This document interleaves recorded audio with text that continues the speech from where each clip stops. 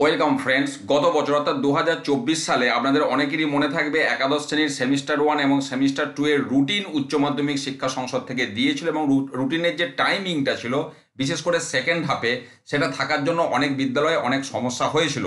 সেখান থেকে শিক্ষা নিয়ে এবছর সংশোধন করেছে। আজকে 23শে জুন উচ্চ মাধ্যমিক শিক্ষা সংসদ থেকে সেই বিজ্ঞপ্তি দিয়েছে। এবছর অর্থাৎ 2025 সালে একাদশ শ্রেণীর সেমিস্টার 1 নিয়ে যেটা বলা হয়েছে যে কোশ্চেন পেপার, অ্যান্সার স্ক্রিপ্ট এবং সেই উত্তরপত্র মূল্যায়ন সমস্তই বিদ্যালয় করবে এবং ফল ঘোষণা অর্থাৎ রেজাল্ট পাবলিকেশনও বিদ্যালয় করবে, গত বছর যেমন করেছিল। মাঝখান থেকে উচ্চ মাধ্যমিক শিক্ষা সংসদ থেকে রুটিনটা দেওয়া হয়েছিল, সেই জায়গাটা থেকে এবছর নিজেদেরকে উইথড্র করে নিয়েছে। বলা হচ্ছে সেপ্টেম্বর 2025-এ পরীক্ষাটা নিতে হবে, বিদ্যালয় তাদের সুবিধা মতো পরীক্ষা নেবে।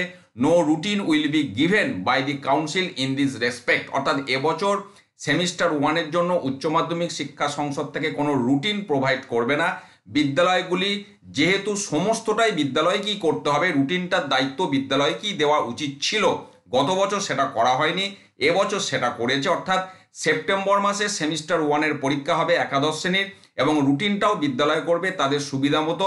এই জায়গাটা কিন্তু এবছর উচ্চ মাধ্যমিক শিক্ষা সংসদ থেকে আজকে বিজ্ঞপ্তি দিয়ে জানানো হলো।